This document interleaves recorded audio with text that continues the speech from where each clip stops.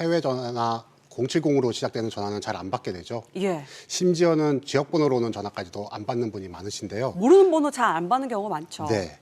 바로 이 점을 노려 최근에는 해외에서 건 전화도 010 번호로 표시해주는 기계, 이른바 중계기를 사용하여 보이스피싱이 이루어지기도 합니다.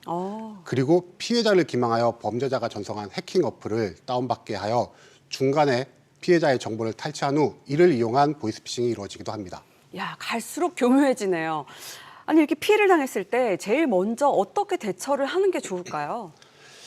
네, 결국 보이스피싱의 목적은 금전 편취인 만큼 피해 사실을 안 이후 가장 먼저 해야 할 일은 해당 은행과 금융사로 연락해 지급 정지를 요청하셔야 합니다. 예. 그리고 가까운 경찰서나 검찰, 금융감독원으로 신고하셔야 합니다.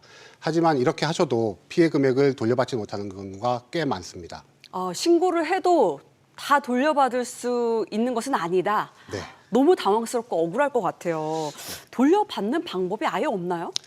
네, 그래서 통신사기 피해 환급법에 따라 예. 입금 또는 송금한 금융회사에 빠르게 지급정지 신청을 하신 후 해당 금융회사에 피해구제 신청서를 제출하시면 그 범죄에 사용된 계좌의 잔고에 따라 그 피해 환급금이 지급될 수도 있습니다. 네. 그리고 범죄자가 체포되고 기소되어 그 인적사항을 알 수 있다면 그 해당 형사사건에서 배상명령을 신청하시거나 민사소송을 통해 불법행위에 따른 손해배상 청구를 하실 수도 있습니다.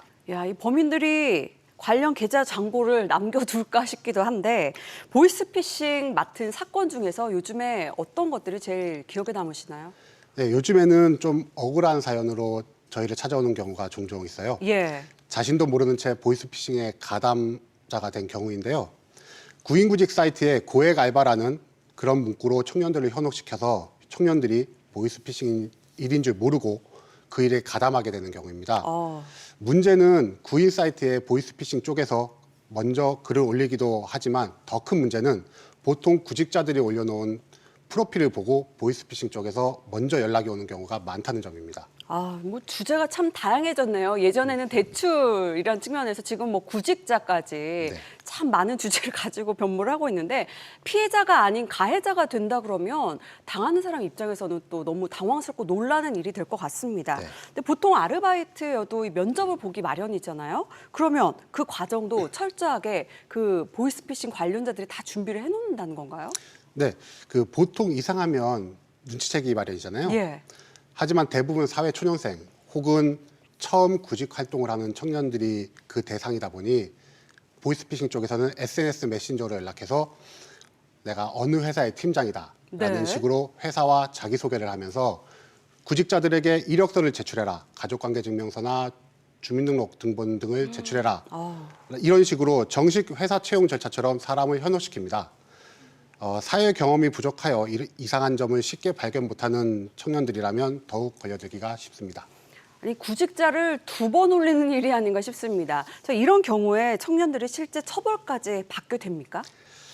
네, 좀 안타깝기는 한데 예. 사실 자기가 몰랐다고 하고 실제 보이스피싱이라는 단어가 단 한마디도 언급된 적이 없다고 하더라도 네? 이 범죄의 성립을 피하기는 쉽지 않습니다. 우리 당황스럽네요. 형법상 개념에 예. 미필적 고의라는 게 있는데 미필적 고의란 자신의 행위가 범죄에 해당할 수 있다는 가능성이 있음을 알면서도 이를 행하는 경우 그 고의를 인정하는 것을 의미합니다. 보이스피싱의 인출책의 경우 업무 강도에 비해 고액의 아르바이트 보수를 준다거나 구직했던 회사와 다른 상호명을 사용하여 이상하다라고 생각을 하면서도 그 업무를 이행하는 경우가 이에 해당합니다. 예, 뭐 이상한 점이 있다고 생각이 들 수도 있지만 그 일자리가 간절한 사람한테는 그런 점들이 막 눈에 보이는 것보다는 당연한 여기서 이 회사에서 원하는 절차인가 보다 이렇게 생각하는 부분도 있을 것 같거든요. 근데 이런 경우에도 범죄가 성립을 한다고요? 네, 이러한 경우 비록 자신이 범죄를 저지르고 있다는 확정적인 의사가 없더라도 예. 수사기관이나 법원에서는 그 아르바이트생에게 미필적 고의로서 그 범죄의 고의가 있다고 판단할 가능성이 매우 높습니다. 수사기관에서 조사 때 보수가 높아 이상하다 생각한 적은 없는지 혹은 큰 돈을 맡기는데 면접조차 제대로 보지 않아 이상하다는 걸 생각한 적은 없는지 등을 질문하게 되는데요. 당사자들도 이렇게 이상한 점을 의심하면서도 그 업무를 이행하였다면 이러한 경우 대부분 미필적 고의가 인정됩니다. 이 구직자의 간절함을 이용하는 게 저는 더 큰 범죄가 아닐까 싶은데 자, 이런 경우 처벌 수위가 어떻게 되나요? 만약 보이스피싱에 해당한다고 판단이 된다면 예. 사기 또는 사기 방조에 해당하여 10년 이하의 징역 또는 2천만 원 이하의 벌금에 처해지게 되는데요. 물론 총 피해 금액, 범죄 횟수 그리고 피해자와의 합의 여부에 따라 형량이 다르겠지만 단순 수거책이고 초범이라 하더라도 실형이 선고되는 경우가 매우 많습니다. 보이스피싱 단순 수거책의 경우 동종전과 없는 초범이라 하더라도 징역 1년 6월에 실형이 선고된 경우가 있을 만큼 요즘 보이스피싱 범죄를 강하게 처벌하고 있는 추세입니다. 예. 자, 보이스피싱 이 수거책으로 이용을 당하지 않을 좀 구체적이고 꼼꼼한 방법 같은 거 없을까요? 우선 보이스피싱 수거책들은 주로 사회 경험이 적은 청년 구직자들을 그 대상으로 하는 경우가 많습니다. 예. 따라서 이제 구직자들께서는 그 자신이 지원했던 회사가 실제로 존재하는지 그리고 대면 면접은 실제로 진행을 하는지 등을 꼼꼼하게 살펴보시는 것이 중요하고요. 가장 중요한 것은 본인이 맡은 업무에 비해 그 아르바이트 보수가 너무 과다하다면 보이스피싱 수거 책임을 의심하셔야 합니다. 자, 마지막으로 이 보이스피싱 관련해서 이것만큼은 꼭 기억해라 하는 부분이 있을까요? 네, 무엇보다 가장 중요한 사실은 금융기관이나 관공서에서는 절대 사람을 시켜 현금을 수거하는 일을 시키지 않습니다. 예. 물론 그래서도 안 되고요. 그래서 각 기관에서 사람을 보내 현금을 수거한다고 한다면 이는 보이스피싱의 확률이 매우 높습니다.